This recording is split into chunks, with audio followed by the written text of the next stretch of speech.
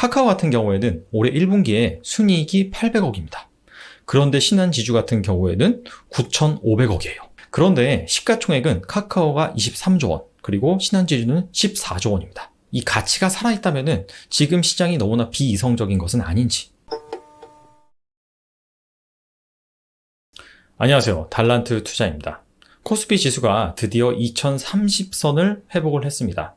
이에 따라서 앞으로 8%만 더 오르면은 전염병 이전 수준까지 완벽하게 회복을 하게 됩니다. 그런데 지금 코스피 지수의 회복세는 전 종목이 고루 올라서 된 것이 아니라 특정 업종, 특정 종목을 중심으로 주가가 어마어마하게 오르다 보니까 나타난 결과인데요.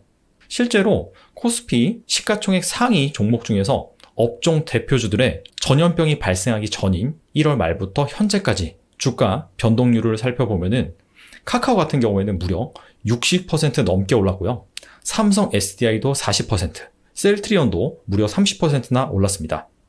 그런데 삼성전자는 12% 여전히 하락한 수준이고 현대차는 22%, 그리고 금융주의 대표주라고 볼 수 있는 신한지주 같은 경우에는 24%나 하락한 상황입니다. 삼성전자 같은 경우에는 코스피 지수와 비슷한 수준이라고 볼 수가 있고요. 현대차는 4월 자동차 수출, 5월 자동차 수출이 전년 동기 대비 70%, 50%나 급감을 했기 때문에 회복세가 더딘 것은 이해를 할 수가 있습니다. 자, 그런데 금융주, 특히나 이 신한지주 같은 경우에는 1분기 실적이 그럭저럭 괜찮게 나왔거든요. 전년 동기 대비 순이익이 거의 비슷한 수준으로 나왔습니다. 그럼에도 불구하고 주가는 모든 업종 다 통틀어서 꼴찌 수준이다 라고 볼 수가 있습니다. 자, 그래서 지금 이 시장이 왜 이렇게 극과 극으로 나뉘는지, 특히나 업종 대표주인 카카오와 신한지주 이 두 기업을 한번 비교를 해보면요. 카카오 같은 경우에는 올해 1분기에 순이익이 800억입니다. 그런데 신한지주 같은 경우에는 9,500억이에요. 즉 카카오가 신한지주의 순이익의 10분의 1도 안 됩니다. 그런데 시가총액은 카카오가 23조 원, 그리고 신한지주는 14조 원입니다. 즉 이익은 10분의 1도 안 되는데 주가는 무려 64%나 카카오가 더 높은 상황입니다. 자, 그래서 만약에 이 가치가 살아있다면 지금 시장이 너무나 비이성적인 것은 아닌지, 배당 수익률도 주가가 너무 낮다 보니까 5%, 6% 어마어마하거든요. 왜 이렇게 금융주는 저평가를 받고 있는 것인지 오늘은 여기에 대해서 한번 알아보는 시간을 갖겠습니다. 먼저 첫 번째 주목해야 될 것은 실적입니다. 지금 보시는 이 화면은 주요 금융주들의 1분기 실적 현황인데요. 자, 보시다시피 그렇게 나쁘진 않습니다. 1분기에는 전염병 이슈가 직접적으로 영향을 미쳤던 그 시기인데요. 그런 것들을 감안을 해봤을 때 신한지주 같은 경우에는 영업이익이 4% 하락, 그리고 순이익은 거의 비슷합니다. 하나금융지주 같은 경우에는 오히려 영업이익과 순이익이 각각 성장을 했고, 나머지 금융주 같은 경우에도 한 자릿수 내지는 두 자릿수 초반의 하락률을 보였습니다. 자, 그런데 이 실적의 질적인 측면을 한번 살펴보면요. 바로 전년 동기에 구조 조정을 좀 진행을 했어요. 그리고 두 번째로는 올해 1분기에 기업들을 대상으로 긴급 대출이 많이 집행이 됐습니다. 전염병으로 인해서 기업들이 많이 힘들다 보니까 긴급 대출을 지원을 해준 것이죠. 자, 그런데 중요한 것은 지금부터죠. 전염병으로 인해서 분명히 피해를 입는 기업들, 도산하는 기업들이 나올 것이거든요. 그렇게 된다면은 그 기업들에게 대출을 해줬던 그 대출 채권 같은 경우에는 못 받을 확률이 큽니다. 그렇게 된다면은 은행에서는 대손 충당금이라는 것을 인식을 합니다. 빌려줬는데 못 받을 것으로 예상을 하면서 손실 처리하는 것을 바로 대손 충당금이라고 하는데, 즉 향후에 기업들이 많이 도산할 것으로 예상이 되면은 대손 충당금이 증가하면서 은행주들의 실적이 꺾일 우려가 있다, 이렇게 볼 수가 있습니다. 그리고 두 번째는 앞으로 펼쳐질 은행들의 영업 환경, 즉 금리입니다. 금융주, 특히 은행주 같은 경우에는 금리가 상당히 중요합니다. 지금 보시는 이 표는 신한지주의 연결 영업 실적을 나타내는 표입니다. 크게 이자 부문, 수수료 부문, 기타 부문 세 가지로 나누어지고 있는데요. 손익을 살펴보면은 이자 부분이 9,700억, 수수료가 2,100억, 기타 부분이 마이너스 1,700억으로 가장 영업 실적에 크게 기여하는 부분은 바로 이자 부문이라고 볼 수가 있습니다. 참고로 금융주 같은 경우에는 매출액이 중요하지 않고요. 손익, 즉 이익이 중요합니다. 자, 그래서 예금 이자와 대출 이자의 차이, 스프레드, 즉 예대 마진이 은행주들의 주 수익원이다. 이렇게 볼 수가 있죠. 자, 그런데 이 예대 마진 같은 경우에는 금리가 높은 상황에서 커지고요. 금리가 낮아지면은 그만큼 줄어듭니다. 자, 보시는 이 그래프는 지난 10년간 우리나라의 여신금리, 대출금리라고 하죠. 그 다음에 수신금리, 예금금리입니다. 그 추이와 이 여신금리와 수신금리의 차이, 스프레드를 보여주는 그래프입니다. 그래서 파란색 선이 대출금리, 남색 선이 수신금리, 즉 예금금리라고 보시면 되고요. 이 회색 음영이 바로 대출금리와 예금금리의 차이인 스프레드라고 보시면 됩니다. 우리나라가 글로벌 금융위기 이후로 계속해서 금리를 낮췄죠.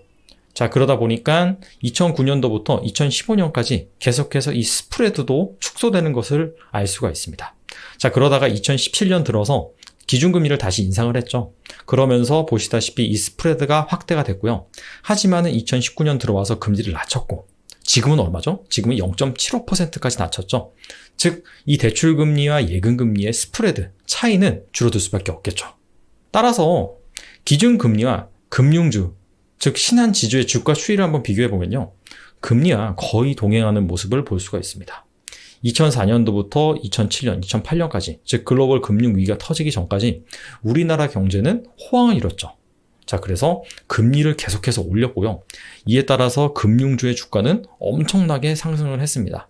자, 하지만은 글로벌 금융위기가 터졌고, 이에 따라서 기준금리가 거의 5%가 넘었는데 1%대로 수직 하락을 시키죠.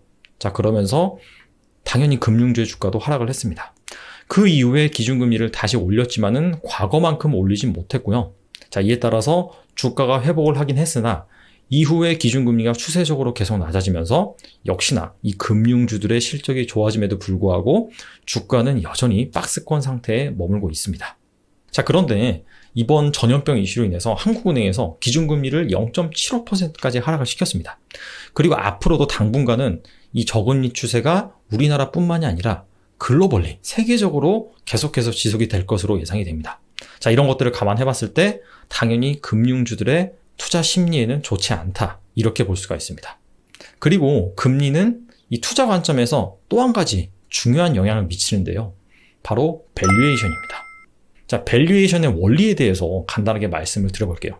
PR이 10배인 주식을 내가 만약에 샀다라고 한다면은 매년 나한테 기대 수익률이 10% 발생한다라는 것과 같습니다. 자, 이 얘기는 무슨 얘기냐면은 어떤 기업이 매년 1억 원의 순이익을 남겨요. 근데 그 기업을 내가 10억 원에 인수를 했어요. 즉, 그 기업이 매년 1억 원씩 순이익을 남기죠. 근데 내가 투자한 원금은 10억입니다. 자, 그렇기 때문에 투자 대비 10%의 수익률을 나한테 안겨줍니다. 자, 그래서 PR이 10배다라는 의미는 무엇이냐면은 바로 기대 수익률이 10%다. 이 의미와 같습니다. 자, 그렇다면 PR이 5배짜리 주식을 내가 투자를 하거나 인수를 하면 어떻게 될까요? 그렇게 된다면은 기대 수익률이 20%가 되겠죠. 자, 근데 이거를 약간 수학적인 관점으로 수식을 한번 돌려보면은 PR의 역수는 바로 기대 수익률이다. 이런 논리가 성립이 됩니다. 자, PR이 10배, 이거를 역수를 취해보면은 10분의 1, 즉 10%가 나오죠.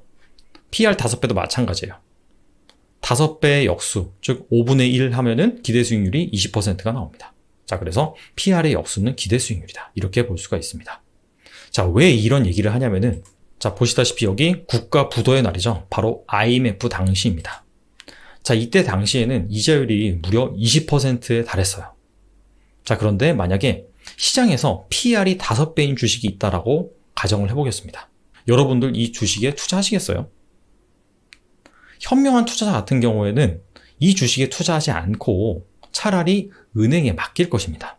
왜냐하면은 PR이 5배라는 의미는 무엇이냐면은 내가 그 주식에 투자했을 때 기대 수익률이 20%다. 이런 의미와 같은데 이때 당시에는 그냥 은행에 예금만 해도 이자율이 20%였어요.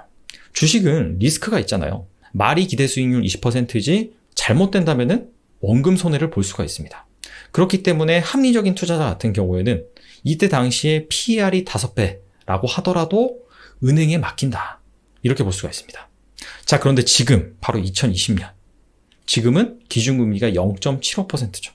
자, 그래서 사실상 은행에 예금을 한다 하더라도 1%대 이자를 기대하기가 힘듭니다. 거의 0%대라고 보시면 돼요. 자, 근데 이런 상황에서 시장에 PR 50배짜리 주식이 있다. 자, PR 50배면은 50배의 역수를 해보면은 2%입니다. 즉, 기대 수익률이 2%짜리 주식이 있어요. 자, 그런데 지금 같은 상황에서는 워낙 금리가 낮기 때문에 기대 수익률이 2%짜리 주식이라도 투자를 할 수 있다. 그런 논리가 성립이 됩니다. 자, 근데 단순히 그냥 기대 수익률이 2%짜리 주식이면 투자 안 하겠죠. 앞으로 엄청나게 성장을 할 거래요. 그러면은 이 기대 수익률이 지금은 2%지만은 순이익이 엄청나게 들면서 그게 10%, 20%, 30% 계속 높아질 수가 있거든요. 자, 그래서 이렇게 저금리 상황에서는 성장성이 높은 고 PER, 고포주를 투자할 수 있는 논리가 성립이 된다. 자, 그래서 성장주로 투자자들의 자금이 쏠릴 가능성이 높습니다. 자, 그러면서 한편으로는 PER이 낮은 저PER주, 가치주 같은 경우는 소외를 받을 가능성이 높습니다. 대표적으로 2015년대, 이때 기준금리가 3.25%에서 1.5%로 낮아지면서 당대 최고의 성장주였던 화장품이라든지 아니면 제약 바이오, 즉 PER이 수십 배, 100배 달하는 그런 주식들이 꾸준히 올랐거든요. 자, 지금이 바로 그런 상황과 유사하다. 이렇게 평가해 볼 수가 있습니다. 자, 그래서 지금까지 살펴본 내용들을 정리를 해보겠습니다. 왜 이렇게 은행주가 저평가를 받는 것이냐? 자, 첫 번째로는 이 전염병 이슈 때문에 향후 은행 실적의 불확실성이 현재 내재가 돼 있다. 그리고 두 번째로는 이 저금리 환경인데요. 은행의 주 수익원은 바로 예대 마진입니다. 이자 수익인데, 자, 이 부분이 저금리가 되면서 감소할 가능성이 있다. 그리고 세 번째는 밸류에이션인데, 이렇게 극단적인 저금리 상황이 지속이 된다면은 성장주의 매력이 높아진다. 그러면서 한편으로는 가치주의 투자 매력은 감소한다. 자, 이런 부분이 종합적으로 얽히면서 이 은행주가 성장주라고 평가받는 이 카카오에 비해서 벌어들인 이익은 10배가 넘는데 주가 수준은 거의 반토막 수준으로 낮아진 그런 상황이다. 이렇게 볼 수가 있습니다. 뭐 그렇다고 해서 은행주가 앞으로 계속해서 하락할 것이냐? 그런 건 아니죠. 당연히 시장이 정상적으로 회복이 되면서 경기가 살아나고 그렇다면 다시 기준금리를 올리고 그런 상황이 온다면은 당연히 자금의 흐름이 이 은행주에도 쏠릴 수가 있습니다. 그래서 주식 투자를 하시는 분들 같은 경우에는 저금리 상황, 이에 따라서 밸류에이션 메커니즘이 어떻게 작동되는지 이런 부분을 여러분들이 잘 감안을 하시고 무턱대고 싸다라고 해서 들어가는 것보다는 돈은 기대 수익률이 낮은 곳에서 높은 곳으로 흐르거든요. 자, 그런 흐름들을 잘 판단을 하시고 투자에 임하셨으면 합니다. 자, 오늘 여기까지 하겠습니다. 감사합니다.